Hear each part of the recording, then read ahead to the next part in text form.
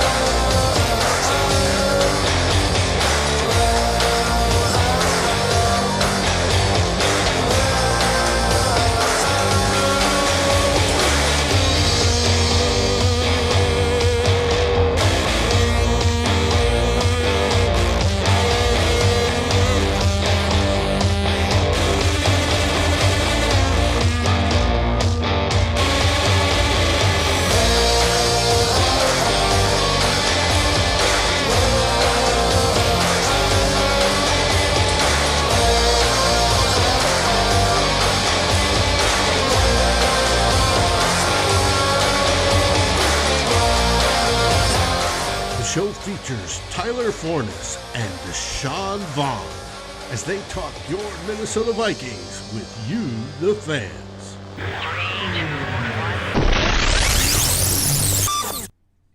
And we are live. Welcome, ladies and gentlemen, to the second voyage of CTP Mondays. Anthony, Dakota Dozier has not been cut yet, but let me tell you something.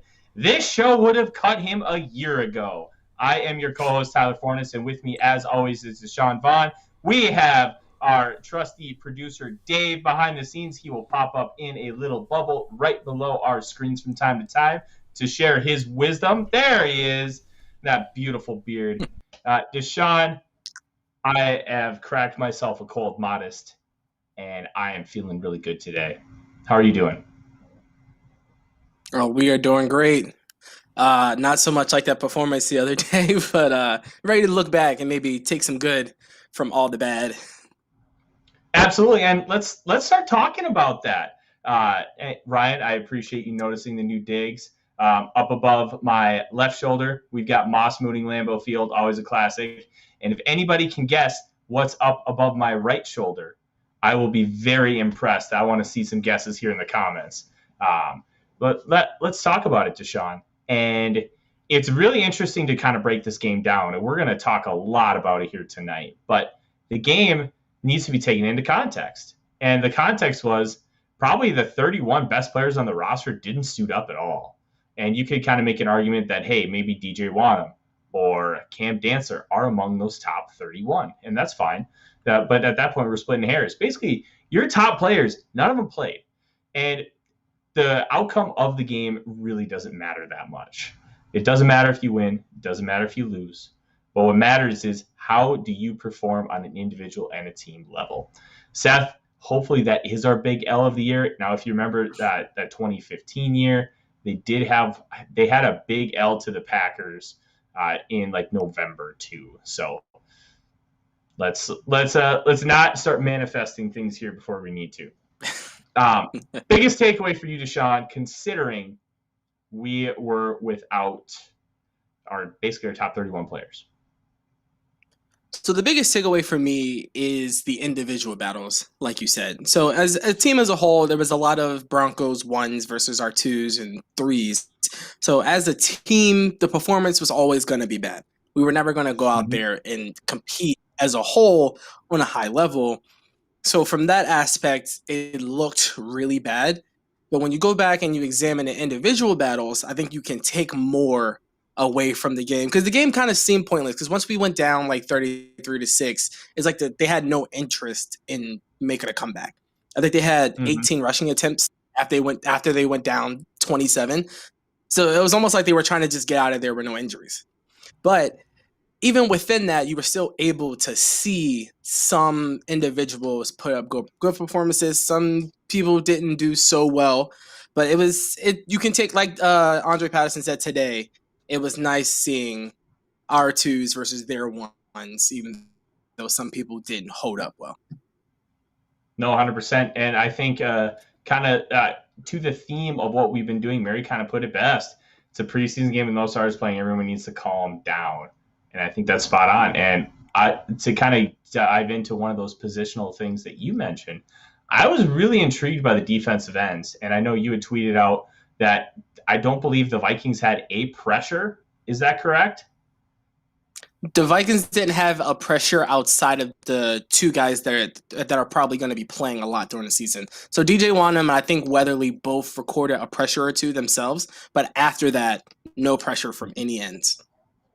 And I think what was really interesting for me for those defensive ends was I saw Wanham active, and he wasn't being stifled by the offensive line. He was maneuvering around them. He was preventing himself from really engaging and getting dominated physically.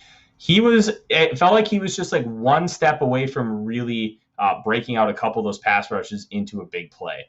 And I think the evolution from what we saw last year, where he really had some struggles once he engaged the offensive lineman, I think that's a really, really good sign as far as what's to come. Patrick Jones, the length and quickness is more impressive every time I see him. And I was notoriously not high on Patrick Jones, as we kind of talked about last week, and I talked about it live on the draft show as well. But I like how these guys have really just been fighting, and you can tell that there's effort there, and you can tell that they have grown. And growth for me is the biggest thing. I said Janarius Robinson dropping into coverage. Obviously, these are Manila plays that we're getting. We're getting basic stuff. Zimmer's not going to bust out the playbook for these games. He's going to bust them out in practice like 1 week before week 1. And I think the fact that we're seeing that, we saw DJ Wanham get a pick 6 in practice the other week, dropping into the flat. I'm really intrigued to see what this defense is going to look like, because I think that Zimmer is going to be really creative. He's going to drop guys into coverage. He's going to utilize unique blitzes. I think he's got linebackers with Anthony Barr and even Chaz Surratt, who can really be interesting gap penetrators, and then have his edges really take a step back, have Danielle Hunter stand up on the inside. It's going to be a fun football team. And I think that was my biggest takeaway from those individual battles. Wanham didn't get engaged, and he didn't lose hand fights. And I think that's just a huge win compared to last year. So he did have one play that kind of stuck out to me, but it was like one of the first plays of the game, so I'm not going to overreact to it. But the Broncos were they were doing like a draw play to the right or something like that, and he was on a tight end, and I think he just filled the gap wrong, and the halfback was able to back, and it's supposed to be DJ Wanham's hole. But then at the end of that drive, on the same drive that had Chris Boyd's pass breakup, they ran a outside zone, and he was able to keep the tackle from getting outside and allowed the next level guy to get in. Unfortunately, that guy was Miles Dorn, who was not having a good day at all, and he missed the tackle. But it's nice to see DJ now doing things in both phases, because it's not just about pass rush. I think Danielle Hunter talks about it all the time. You have to be able to do both. You have to be able to pass rush, and you have to be able to run defend. So it's interesting to see if DJ can take that next spot and take over Weatherly's starting position. Andre Patterson said today that position is not locked in. Weatherly is not 100% the starter. He has those chances, and next week he's going to get a big chance with a lot of the starters playing. Absolutely. And I think we need to put this in the back of our mind. Let's not commit to it. Let's not think it's even a great possibility. But if these guys keep stepping up and you have to cut a defensive lineman, Weatherly could be one of those guys. I don't necessarily believe it's going to be the case. But what happens if you have Patrick Jones, DJ Wanham stepping up and they look like they can be a real rotational piece? You have Janarius Robinson maybe playing a little bit better than you expected at this time, and you need a roster spot for him.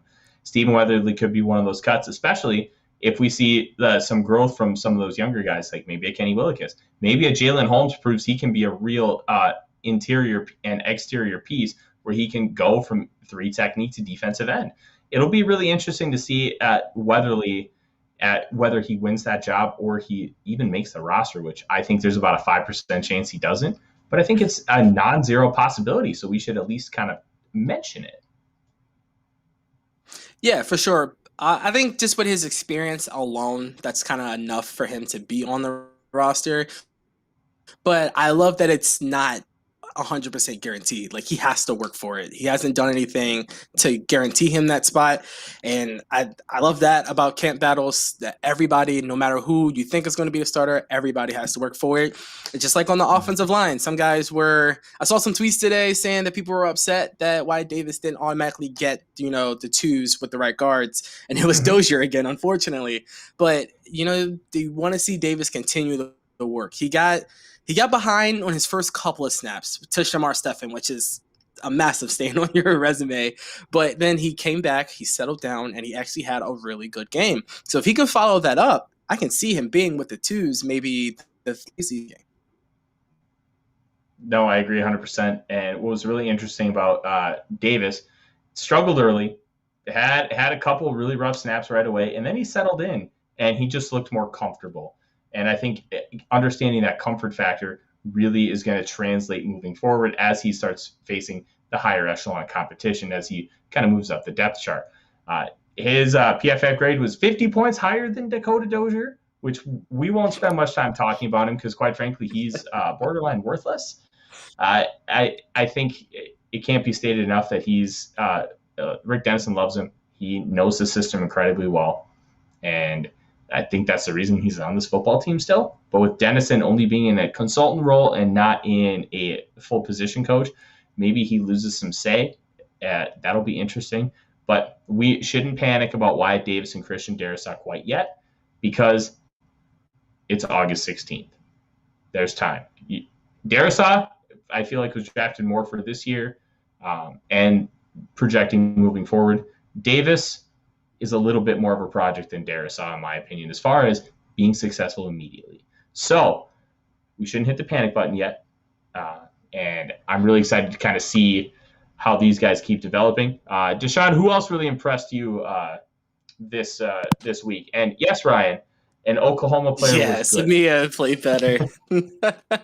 But he did. And I Ryan makes a really good point. Samia looked like a different player than he did last year. He looked like a capable offensive lineman.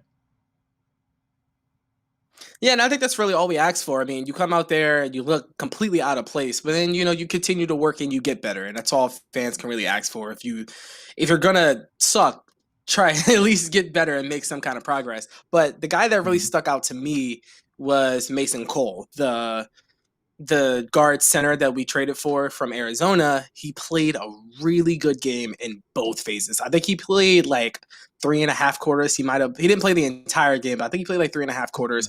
He did well in pass protection and he did really well in run blocking. He was really able to shield off defenders. And the thing that kind of got me he wears number 52, and him and Bradbury are like the exact same size player. He almost looks just like Bradbury out there. So for the guys who aren't big fans of Bradbury, we kind of got his replicate as his backup, so there's another option there. And also the tackle, Blake Blandel, he also did really well at left tackle. Teff played the entire game. I believe he was the guy who had 100% of the snaps, didn't give up a single pressure.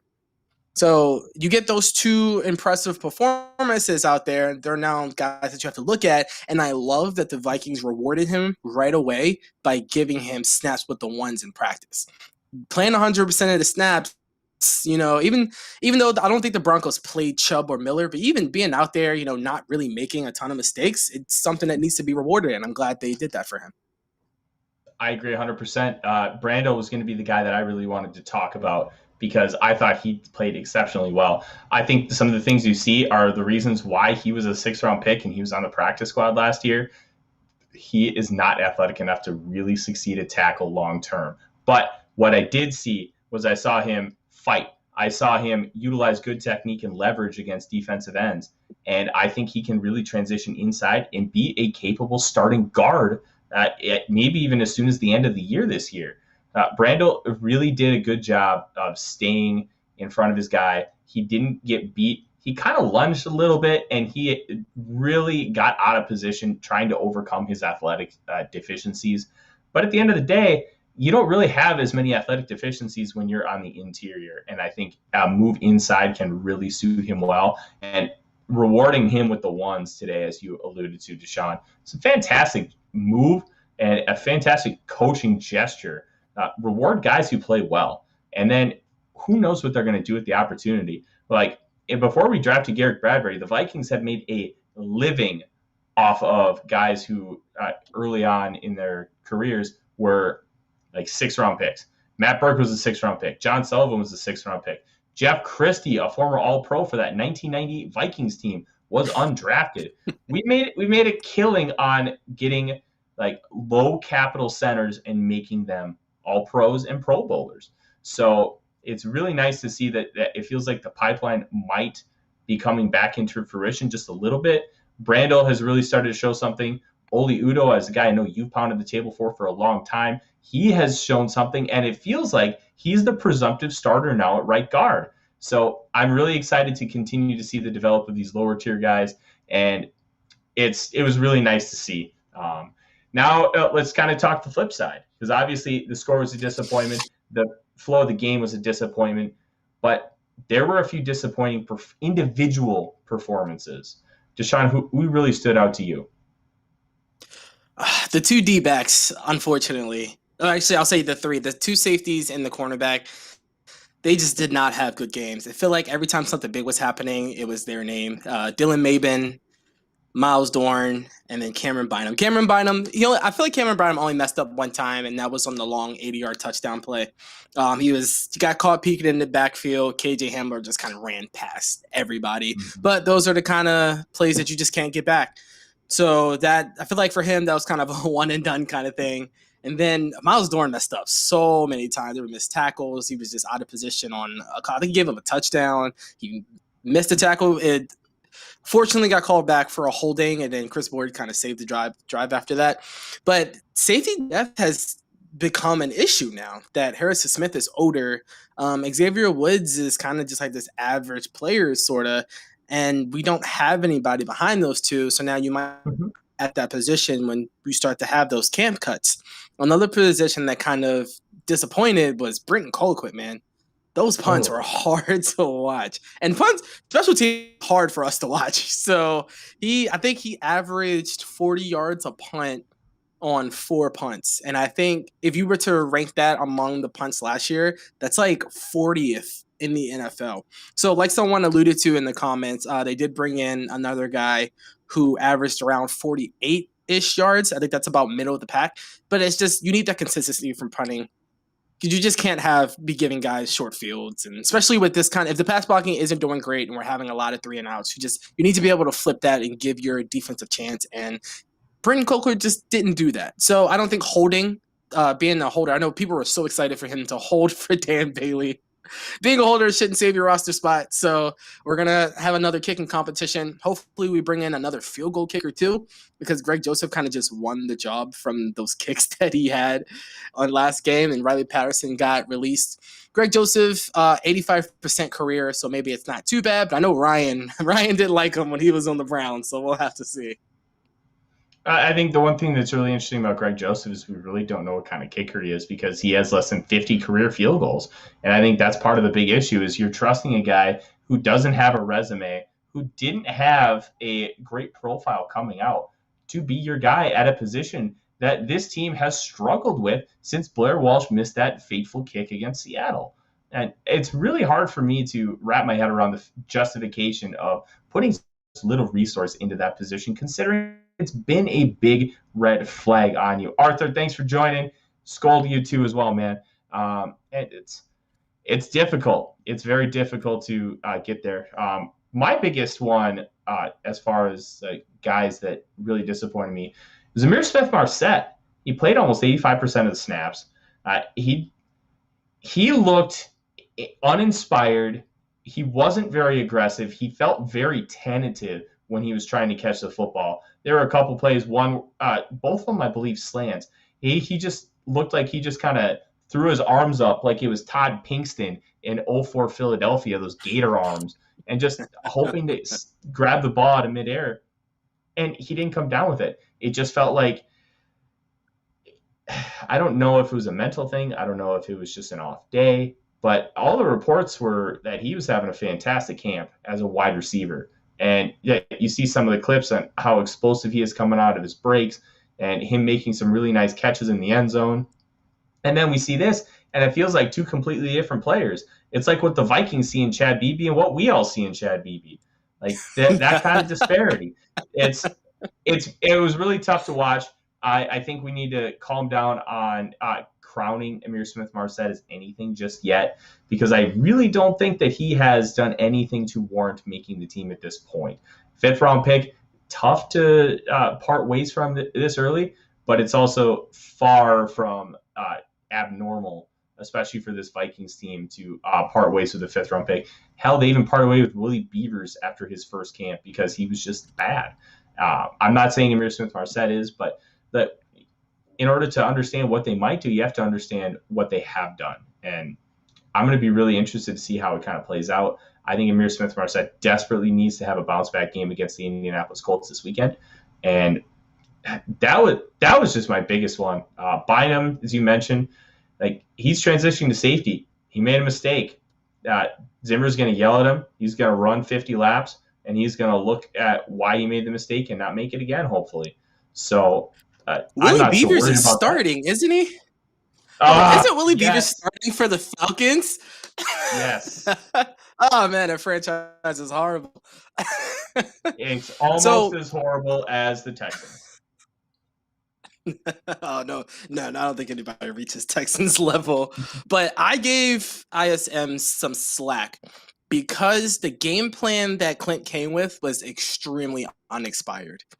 Everything was short. It was all ins, outs, and slants. So from his standpoint, he needs to be able to just come and do whatever it is that they want him to do. But ins, outs, and slants aren't his game. And he has to learn that his game needs to be whatever that they want him to do. But when you're not doing really what made you this special highlight player in college, I can see how you can get a little bit unexpired. Now, the things that really got on me for ISM was when he was running his routes short of the first down line on, I think it was like a 3rd down and a 4th down. So the slant that he ran was not near the first down line. So even if he had caught it, he wouldn't have got it. And then the out that he ran was like 3 yards away from the first down line. So just that simple awareness, that's the kind of stuff that they're looking for in this first preseason game. Clint is not calling the plays really for you to be on the highlight reel, but he's calling the plays to make sure that you're still doing what it is that you need to be doing on a play-to-play basis, and he wasn't doing that. So he was targeted, I want to believe he was targeted 6 times. He only caught 2 passes, and I think only like one of those attempts went beyond 10 yards. But next week, hopefully he still gets that chance. Hopefully he can settle in and just kind of do whatever those guys need him to do. First of all, catch the ball, and then just have a little bit more awareness of where the markers are for, I guess, whoever it's throwing the ball. Probably Kellen Mond again, because Jake Browning, man. Whew. That was bad. That was so bad. Mike Zimmer talks a lot about Jake Browning, and the way he talks about Jake Browning kind of reminds me a little bit of how he talked about Teddy Bridgewater when Teddy was quarterback for the Vikings. Talks about him like he's his son. Just talks like he works hard, he busts his butt, he does that. He's going to go get the job done. But Teddy had his issues, and we knew what those issues were, and we know what they still are. Jake Browning, amplify that to the 3rd degree, man. Oh, my goodness. Yeah. I knew he didn't have a great arm, but he was making poor decisions. He was staring guys down. He looked like he hadn't played a football game in 2 years. And I think we also need to remember, he hasn't played a football game in 2 years. There was no preseason last year. So as much as I was incredibly frustrated, and it's really easy to make this kind of like an overreaction, I want to give Jake Browning one more game to show what he has as the potential backup quarterback. Eric Eager, friend of the show, talked about in a thread the other day about developmental quarterbacks and how they have really been lost in the course of time in the National Football League. Like, you look at some of these guys. Jeff Hostetler was a developmental quarterback, won a Super Bowl in 1990 with the Giants. Brad Johnson, Vikings drafted him in the 9th round, the last year they had a 9th round, out of Florida State. And guess what? He became a Super Bowl champion. Netted the Vikings a first, a second, and a third-round pick when we traded him after the 98 season. You have guys that you can develop into quality starting quarterbacks, and that's really been lost. And I think that the kind of the antithesis of this issue is what the Vikings are seeing right now. Yet you have a guy that you've developed on the practice squad, but he really hasn't done anything. He really hasn't shown anything worthwhile to this point. And if things were different, I think you might be talking about the Vikings backup quarterback position being a little bit more fruitful, at least right out the gate, because the backup quarterback just isn't nearly worth as much as he used to be. Yeah, definitely. I feel that, but I feel like they've kind of gone after what you're talking about with Kellen Mond, and they're giving him 2 seasons. And I would say from Mond, his debut was nothing special, but it wasn't too high and it wasn't too low. It was very even keel, super calm. He avoided the rush. I liked what I saw from Kellen Mond. Yes. I mean, given the game plan, given the pass protection, given what they handed him to do, I think he passed expectations. Like the play on the goal line, I think it was 4th down. He rolls out to the right. Watfiller kind of makeshifts his route. He comes back. He throws a perfect pass.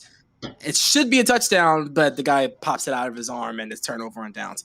Those are the kind of plays that you want to see your athletic, big developmental quarterback making, and he made them. He ran a few times. He even ran once and shook a guy out of his shoes. So I was excited for Kellen Mond. It's hard to, I guess, appreciate the development of Jake Browning when you have Kellen Mond, who brings so much excitement. He has that big arm. He's a very rhythmic thrower. Once he gets into a groove, he can really carve you up. He can run. He runs well. He runs when he's supposed to.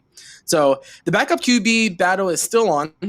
I feel like people really don't want to see any more of Jake Browning after he made Patrick Surtain look like he should have been picked at wherever the Broncos picked him. So I still think you give Jake Browning the 2s against the Colts, and then maybe give Mond the 2s with the Chiefs. I guess we play last, but like you said, backup quarterback. We'll see what happens. Yeah, coaching would for sure be huge with Mond. I think one thing Zimmer said, and he's really harping on with Mond, is he's processing things fast. So I personally didn't see it. And Mond even himself said he didn't know what Mike Zimmer was talking about. But coaching would for sure be huge with him. And who knows if we have the right coaches for him. I guess we'll find that out in 2 years. But I guess you just have to sit and wait and try to be excited for these backup QBs. Yeah, I see Viking Jerome popped in the chat. Good to have you on the show, man. But just throwing shots at me, Jerome. I thought we were cool. But one thing Jerome, is we're always just going to give our honest opinion, and we're not going to be hot takey. We're just going to be honest. And I think you kind of hit the nail on the head. I think Mond did process pretty well. I think Zimmer was a little off base as far as the general scope.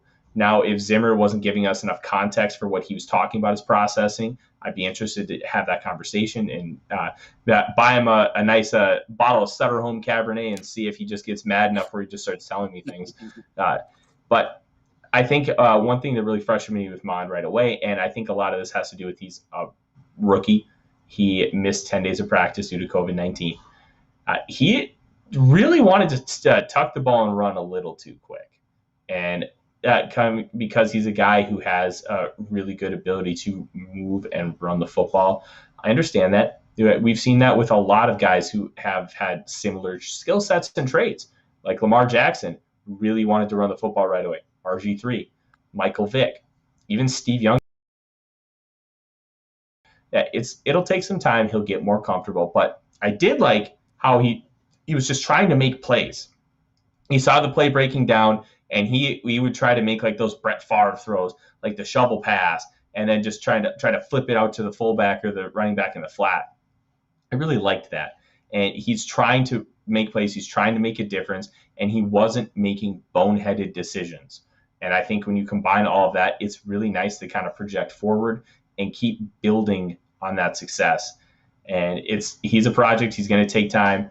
If he has to see the field this year, it's an utter disaster on multiple levels. You should not have to see the field at all this year. You don't want him to see the field at all this year. But come 2022, I think we can, if things keep going the way I see it progressing, I think we can have ourselves a potential starting quarterback. Yeah, I think you hit the nail on the head. The making plays, a lot of people call it the it factor. It's like what those guys like Lamar Jackson and Patrick Mahomes have. And you just kind of seen that in a couple of the plays where he's going to run around and he's going to make plays without turning over the ball. And I think that right there was probably from Kellen Mond. I don't think he threw it. You saw Justin Fields fumble and almost throw a pick. You saw Trey Lance almost throw a pick. And I think Trevor Lawrence fumbled too, almost threw a pick. But he took care of the football, and he still was able to almost make those plays, even though guys were dropping passes left and right, unfortunately. Mm-hmm. I think that's the kind of stuff that you want to see early from your guy as he's still winning. He's still learning the game. You see those traits that you can't teach. There's certain things that Patrick Mahomes does that you can't teach. There are things that Lamar Jackson does that you cannot teach. So to see that early on, and we'll continue to see that, that's what I wanted to see. Because like you said, 10 days on a COVID list, Zimmer was even iffy about him even playing. So, of course, the playbook is watered down. He's not going to have all the nice plays. Nothing's really going to be opened up for him. But he's still out there. He's taking care of the football. He's making plays. He's taking the guys down the field. Even though we're running 18, 19 times with our undrafted running back. Yeah, and I'll give AJ Rose credit. 25 carries, 100 yards. Hard to break 100 yards in the preseason considering all the missing pieces and the lack of chemistry. And you see the beautiful artwork there from Dave. If you don't follow him, he posts a lot of really, really, really cool stuff. So make sure you give him a follow. I think this team is going to be really interesting in the fact that I want to kind of touch on Mary's comments right here. Not a really big fan of Mike Zimmer's post-game comments. And I think this is an interesting topic to kind of dive into real quick before we continue to move on. Zimmer is just an honest guy. He doesn't give a shit. He's just going to tell you how he feels. He's a very old school blue collar that way. He's like, if you're offended, I don't care. Like I'm just going to be blunt with you. And to me, I have a real level of respect for him there because he's just honest and he just says what he feels. He wears his heart on his sleeve that way, and I think that's great. But I also think Viking Jerome has a really good point. He's just grouchy. Just go back in your trash can and take a nap. I think he needs to calm down a little bit, especially with Kellen Mond right now. But we also don't know Kellen Mond as a person. Maybe he's going to react really well to that. Maybe that's the way he likes to be coached up. There are a lot of different things. So Mary, just take those comments with a grain of salt. And it's just Zimmer being Zimmer. And if you generally have an issue with Zimmer just being Zimmer, I understand that. I respect it. Because Zimmer is not everybody's cup of tea. Like some people like the Sean McVay approach where he's just going to be your buddy and he's just going to spin everything to be super positive. That's for some people. For me, I like Mike Zimmer to be like, yeah, he sucks. Like, I kind of appreciate that. I know what you're thinking. So, like, I love the halftime. Oh man, when Zim came out when he was going into halftime, he was not happy at all. The guy was trying so hard to pull something positive out of it. Zim was like, no, I'm not having the terrible. he was like, yeah, we didn't play well. We stink. Like, there's like, it reminded me of the late Bobby Bowden after the 96 Sugar Bowl against Florida. He's like, yeah, we stunk today. They just came in and whipped our asses all over the field. Like, I really appreciate that kind of honesty. And Mary's right. Be careful what that does to your players. Like, if Zimmer were to coach up Deshawn, myself, and Dave all the same way, we're going to have 3 different reactions to it. And that's where that level really has worked, and it doesn't work for other people. That Ty Dunn 2-parter where people will go to bat and will die on the battlefield for Zimmer. And then other people will be like, Zimmer sucks. And he's coaching them the same way. And that's part of the issue. Yeah, so I mean, I know there's some, but I think the good thing is a lot of people that leave want to come back. And I think that's kind of where Zim is as of right now, that most people who leave want to come back. So it's not super tough, but he does, like, I know him and like Mac Alexander bumped head for a long time. Him and Mac just did not see eye to eye. I know he like switched Mac out of position, and then he didn't do well, and then he came around, and now Zim even said he really was. I think Adam Zimmer and Mike Zimmer both said that they really were surprised at how much he matured. So maybe Mike Zimmer grow on people. Maybe he can become likable. Well, I think especially a lot of people I know have really become fans of Zimmer because of how he's been handling COVID-19 and telling all his players to get vaxxed. And I know he's grown some fans because of that. Maybe that's the gateway to him becoming more likable. But I guarantee you there is one way to get everybody to like Mike Zimmer more. That is to bring Lombardi to Minnesota. Get that Lombardi trophy here. That's going to be the number one way to become they will name the stadium after you. We're all waiting on one of those. Oh, yeah. They're going to name the stadium after you if you bring home the Lombardi trophy. Deshawn, before we move on to our next topic, I think we should talk about Angel just dropped in the chat. Why didn't they let Mond air it out if he has a big arm? Nothing but scrambles and handoffs. I want to say it's because he missed 10 days of practice. That's what I want to blame it on, but I feel like they clocked out after they went down. I really feel like they were just like, all right, guys, we're down. Let's just get out. And I really feel like that's what the game plan was. Like, I mean, like, you have vanilla plays. I mean, you could run 4 verts if you want a vanilla play where he could show off his arm.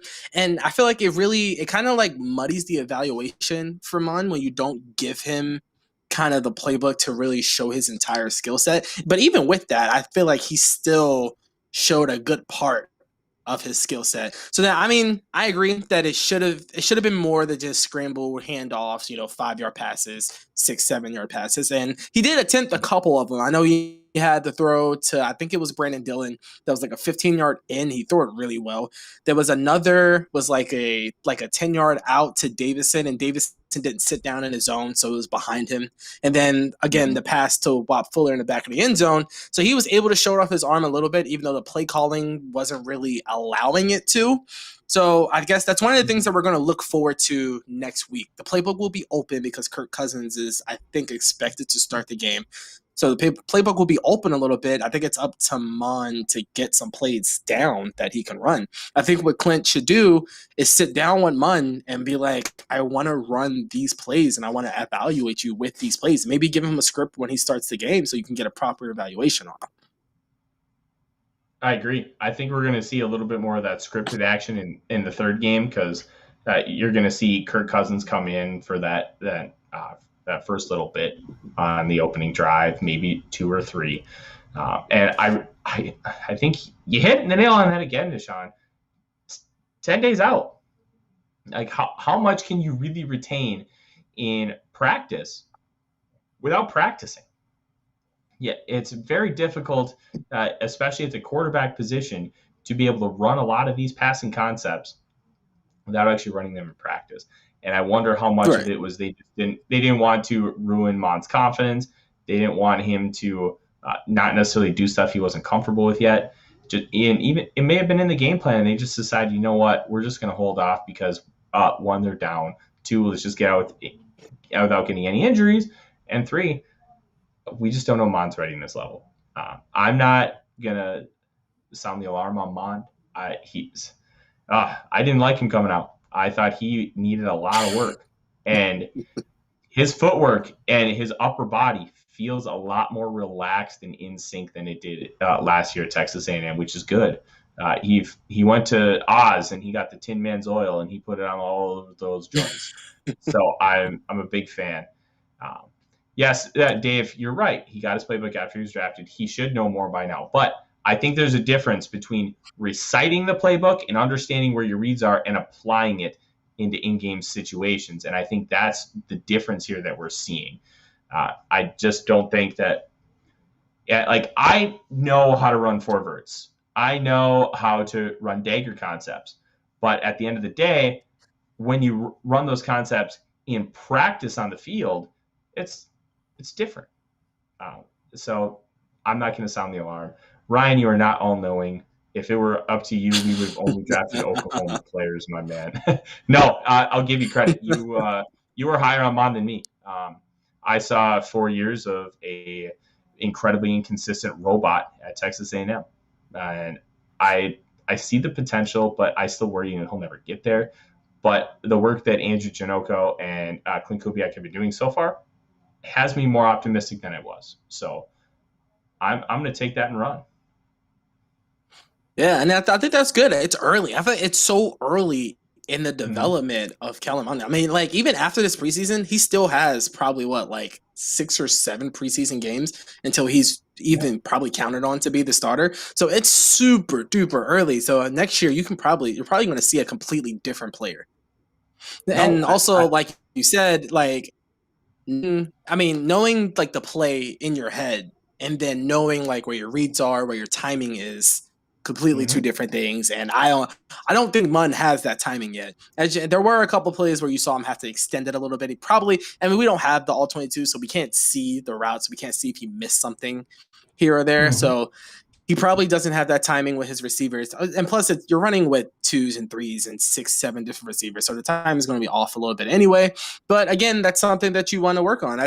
Maybe that's something for when we go play the Colts that you want to see differently. You want to see him hit more timing routes. I agree. And with timing routes comes practice. That you have to practice those because otherwise it's just going to be an utter disaster. And I think Clint Kubiak, having worked with his dad for so long and have worked under other regimes, is going to be too smart to make those kind of calls. But Kellen Mond is going to be really fun to watch, and I know you and I are going to be watching very, very closely and continuing to break that down. I think one thing that I know we wanted to get to before we left here today is we wanted to debut a new segment on the podcast or the video or however you are listening to this today. We're going to do Player of the Week. And I think you and I were kind of on the same page of this. And I will go first here. My Player of the Week, I talked about earlier, is Blake Brandel. I thought he was just a really solid piece. And I think he showed that he can be that 7th or 8th offensive lineman for this team because he can go inside. He can play tackle in a pinch. I don't think you want him there long term. But if he continues to grow like this, and he has made strides from his college tape, I'm very excited to see what he could be moving forward and maybe even a starter, kind of like what a Joe Berger was back in the day. Kind of became he was an okay spot starter, and then throughout the course of his career, he became a really good starter. Yeah, I agree, and I hope that's something he can come into. My Player of the Week, I have Mason Cole, the vet. I enjoyed that he went out there and he showed that he's been there before. He went out against, some 1s, some 2s, and some 3s, and he showed that, hey, I've been in this spot before. I know what I'm doing, and it showed. And I think that builds confidence for the guys who are worried about depth because now he's had significant snaps at both center and guard. So now you have a guy that can do both and do it relatively well.